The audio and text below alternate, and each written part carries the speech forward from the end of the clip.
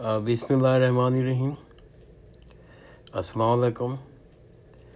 असल में मैं कल एक बड़ा तकलीफ दे वाक़ा मुझे मालूम हुआ कि कल एक सुशांत सिंह राजपूत ने, जो बॉलीवुड का बहुत यंग आइकन एक्टर था, उसने ख़ुदकशी कर ली और शायद मुश्किल से उसकी उम्र 33 इयर्स थी।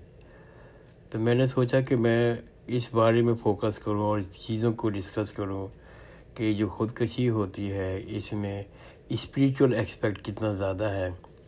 और बहुत से लोगों ने उसकी मेंटल हेल्थ के बारे में बात कर रहे हैं, लोग उसकी डिप्रेशन के बारे में बात कर रहे हैं, लोग उसकी गर्लफ्रेंड के बारे में बात कर रहे हैं। लेकिन मेरा ज़्यादा पॉइंट ऑफ व्यू है कि जो डिप्रेशन की वजह, नाउमीदी की वजह असल में एक स्पिरिचुअल एस्पेक्ट भी है।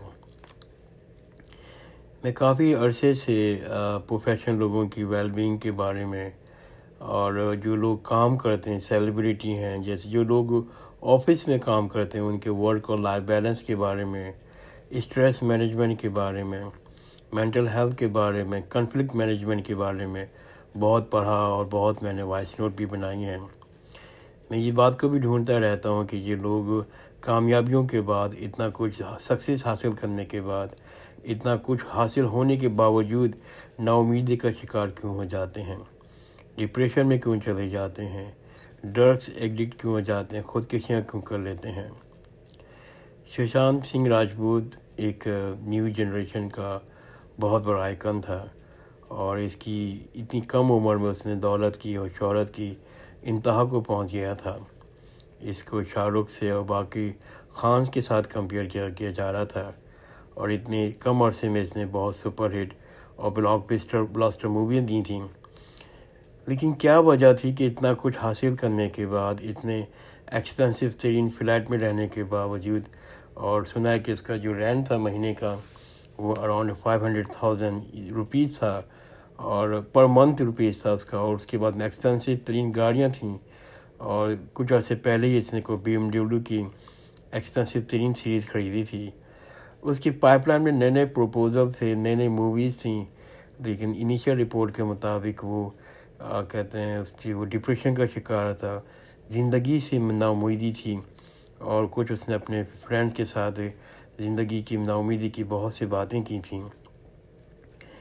मैं आज एक बात करना चाहता हूँ कि WHO की रिपोर्ट के मुताबिक और कोलंबिया यूनिवर्सिटी की रिपोर्ट के मुताबिक कि यंगस्टर में सबसे ज़्यादा ख़ुदकशी की रुझान पाया जाता है। और जब यंगस्टर की बात की जाती है तो उनका जो एज जो रेंज है वो 17 ईयर्स से 34 ईयर्स के बच्चे और बच्चियाँ शामिल हैं। और असल में इनकी 17 से 34 साल की उम्र में फितरी मौत के बाद जो दूसरे नंबर की जो मौत है वो ख़ुदकशियाँ हैं। WHO की रिपोर्ट के मुताबिक हर साल 8 लाख लोग ख़ुदकशियाँ करते हैं। ये बहुत बड़ा नंबर है। हर 100 मिनट के बाद एक बच्चा या एक आदमी ख़ुदकशी कर रहा होता है। और एक ये बात भी बड़ी इंटरेस्टिंग है कि बुद्ध के लोग सबसे ज़्यादा ख़ुदकशियाँ होती हैं। अहम बात ये भी देखी गई है कि ख़ुदकशी होने की वजह सबसे ज़्यादा जो मेंटल हेल्थ बताई जाती है, और मेंटल हेल्थ में सबसे वजह डिप्रेशन है। हर शख्स किसी न किसी वक्त डिप्रेशन की शिकार होता है, नाउमीदी का शिकार होता है। और मेरी इस आज वॉइस नोट का मकसद जो मैंने पहले बयान किया है, इस चीज़ को हाईलाइट कर सकूं कि हम लोग क्या वजह है जिसकी वजह से इतनी नाउमीदी हो जाती है। कोई चीज़ कमी है हमारी ज़िंदगी के अंदर, क्या हमारी ज़िंदगी के बारे में सोचने का अंदाज़ गलत है। असल में हमने मादी कामयाबी को ही असल कामयाबी करार दे दिया है। पहले ऐसा नहीं था। अब हमारे माशरे में सिर्फ मटेरियल सक्सेस ही सब कुछ है। अगर किसी के पास बहुत बड़ा मकान है, जागीर है, पावर है, वही सक्सेसफुल है। किसी के पास महंगी महंगी गाड़ियां हैं, वो सक्सेसफुल है। जिसके पास बैंक बैलेंस है वो सक्सेसफुल है। जिसके पास शोहरत है, बड़ी बड़ी पोजीशन में काम कर रहा है, वो सक्सेस है। लेकिन हम ये नहीं देख रहे कि असल सक्सेस कुछ और है। हमें ये नहीं बताया जाता कि मादी कामयाबी किसी बड़ी कामयाबी मुतमईन होना है, कॉन्टेंटमेंट है, अल्लाह ताला से राज़ी होना है। جو کچھ ہمارے پاس ہے اس کی خندہ پیشانی کے ساتھ قبول کرنا ہے۔ ایک اور چیز میں بہت اس چیز کو میں فوکس کرتا آ رہا ہوں کہ امام غزالی کی کتابوں کے مطابق اور باقی علماء کرام کے مطابق، اور میں نے پروو بھی کیا ہے حدیثوں سے بھی اور قرآن شریف کی آیتوں سے بھی، کہ انسان دو چیزوں کا مرکب ہے، ایک جسم اور ایک روح۔ جس طرح سے جسم کی تر و تازگی کے لیے، اس کو ہیلدی بنانے کے لیے آپ کو کھانا کھانا بہت ضروری ہے، آپ کو ایکسرسائز کرنا بہت ضروری ہے، آپ کو خوش رہنا بہت ضروری ہے، اور باقی آپ کے جسم کی ضروریات ہیں ان کا پورا ہونا ضروری ہے۔ اسی طرح سے روح ایک ڈیفرنٹ چیز ہے، اور روح کی خوراک اصل میں ڈیفرنٹ ہے۔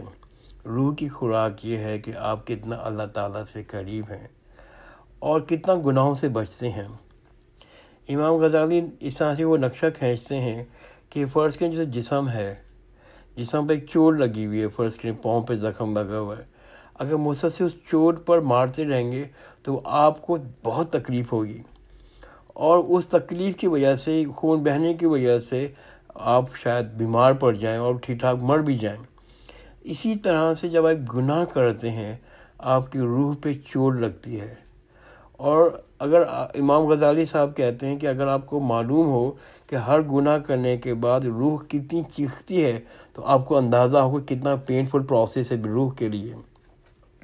جب آپ گناہ مسلسل کرتے رہتے ہیں، روح چیختی رہتی ہے، گناہ میں شمار ہے آپ کے اللہ تعالیٰ کی نافرمانیاں، گناہ میں شمار ہے لوگوں کے حق نہیں دینا، گناہ میں شمار ہے لوگوں کے ساتھ ظلم کرنا، ان سے بددعائیں لینا، ماں باپ کے حقوق ادا نہیں کرنا، بیوی کے حقوق ادا نہیں کرنا، بہن بھائیوں کے حقوق ادا نہیں کرنا، ان کی وراثت پہ قبضہ کر لینا، محلے کے ساتھ کرنا، حقوق اللہ کے ساتھ حقوق العباد کی بات بھی ہے۔ ہر گناہ اگر آپ کریں گے وہ آپ کی روح ڈیمیج ہوتی رہے گی، ڈسپائٹ آپ کے پاس مادی چیزیں موجود ہیں، گھر موجود ہے، لیکن روح کی بیماری کی وجہ سے کیا ہوگا، سلولی آپ نا امیدی کا شکار ہو جائیں گے، آپ کا دل بیٹھے گا، آپ ڈاؤن فیل کریں گے، اس لیے کہ روح ڈیڈ ہو رہی ہے، اور روح کی ڈیڈ ہونے کی وجہ سے آپ خوشی محسوس نہیں کریں گے۔ یہ خوشی محسوس ہونا، بھوک کا لگنا، اور آپ کا جو بھی چیزیں، یہ جو چیزیں آپ کو نظر نہیں آ رہی وہ روح ہے، اور روح آپ کو فکر سی مادی چیزوں کی ہے، روح کی فکر ہی نہیں ہے۔ اللہ تعالیٰ نے قرآن شریف میں کہا ہے کہ دل کا سکون اللہ تعالیٰ کی یاد میں ہے۔ وہ سکون کیسے آتا ہے؟ اللہ تعالیٰ کی یاد کیسے آتی ہے؟ ایک تو آپ نمازیں پڑھیں، اللہ کے حقوق ادا کریں، تسبیحات پڑھیں، اور لوگوں کے حقوق ادا کریں۔ جتنا آپ یہ کریں گے اتنا آپ کی کہتے ہیں آپ کو اطمینان ہوگا۔ کیوں؟ جو اللہ کے جو بندے ہوتے ہیں وہ بڑے مطمئن ہوتے ہیں، جو اچھے لوگ ہوتے ہیں ان کی فکر نہیں ہوتی دنیا، وہ آرام سے پرسکون ہوتے ہیں اور دنیا سے دور ہوتے ہیں۔ جتنی آپ اللہ اتنا مطلب کہ کمائیں جتنی آپ کو ضرورت ہے، آپ کے بیوی بچوں کے سامنے ہاتھ پھیلانا نہ پڑے، اتنا ضرور کمائیں، اور تھوڑا بچائیں، تھوڑا سیونگ بھی کر سکیں، لیکن دنیا کے پیچھے نہیں بھاگیں۔ دنیا بقول کسی اس کی امام بخاری کے ہے، انہوں نے امام بخاری کتاب میں کہ آپ دنیا کو اپنے اندر آنے مت دیں۔ جیسے کشتی چلا رہے ہیں، کشتی پانی میں چل رہی ہے، جب تک کشتی سیف ہے کہ آپ چلاتے رہیں گے، لیکن اگر پانی کشتی میں اگر کشتی ڈوب جائے گی تو دنیا میں کشتی کی طرح سے چل رہے ہیں، آپ دنیا کو اپنے اندر آنے مت دیں۔ اگر آپ یہ چیزیں کریں گے سلولی کیا ہوگا کہ آپ کی امیدوں سے آپ رہیں گے، اور آپ کی ہیلدی لائف رہے گی۔ تو دنیا اور آخرت کے ساتھ چلنا بہت امپورٹنٹ ہے۔ بڑی وجہ نا امیدی کی یہ ہے کہ ہم نے سارا فوکس مادی چیزوں پہ لگا دیا ہے۔ اور ایک اور چیز بھی جو تھی پہلے زمانے میں بھی، اب جیسے بہت سی وجہ ہیں، میں کوئی 3 مہینے سے بے روزگار ہوں، اور میرے خیال میں کوئی 100 کے قریب میں نے انٹرویو دے دیے ہوں گے، اور 7-8 جگہ میری کہتے ہیں آخری وقت میں جا کر انٹرویو بنا ہو جاتا ہے۔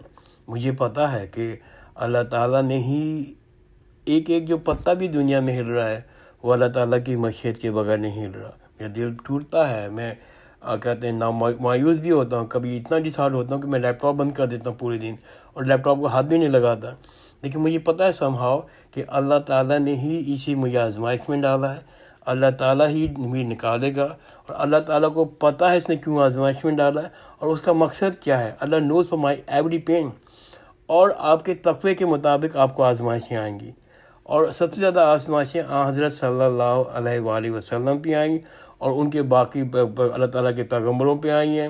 پھر جتنا آپ کا تقویٰ کا اتنا آزمائشیں آئیں گی۔ آزمائشوں سے ڈرنا نہیں ہے، لیکن آپ کو اللہ تعالیٰ کے ساتھ تعلق بہت مضبوط باندھنا ہے۔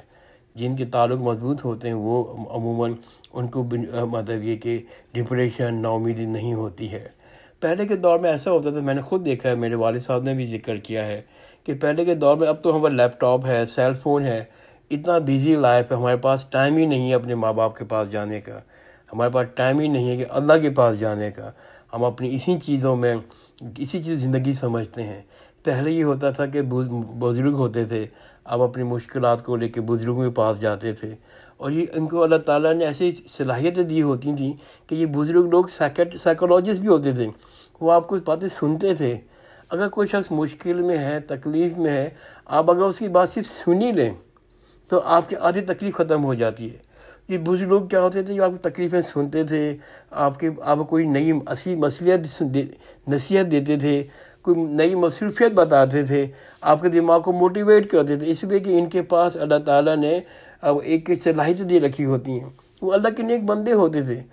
میں نے بہت سے لوگ دیکھے، میرے والد صاحب نے بھی ذکر کیا تھا، ایک حیدرآباد میں غلام مصطفیٰ صاحب ہوتے ہیں، وہ ان سے ملنے کے لیے گئے اتفاق سے۔ اس وقت ایک کوئی بچہ آیا ہوا تھا، اس کی ماں کو کوئی شاید کینسر ڈائگنوز ہوا تھا، وہ بلک بلک کے رو رہا تھا۔ میرے والد صاحب ہوتے ہیں کہ وہ اللہ کا جو غلام مصطفیٰ صاحب بہت بڑے عالم دین ہیں، حیدرآباد میں وہ رہتے ہیں، اب تو انتقال کر گئے، وہ اللہ تعالیٰ ان کی مغفرت کرے اور ان کے درجات بلند کرے۔ تو وہ والد صاحب بیان کرتے تھے کہ انہوں نے 10 منٹ میں اس بلکتے ہوئے بچے کو اتنا سکون سے بٹھا دیا، اس کی باتیں سنی، اس کو نصیحتیں کیں، اتنے پیار سے پیش آئے۔ وہ جو بندہ تھا وہ 10 منٹ بالکل ریلیکس ہو گیا، اور اس کا پورا ڈائمنشن چینج ہو گیا، اس کی دماغ کو اس نے پلٹ کے رکھ دیا کہ کس طرح سے آگے دیکھو۔ تو ایسے دیکھ لگے موجود ہیں آج بھی ہمارے معاشرے میں۔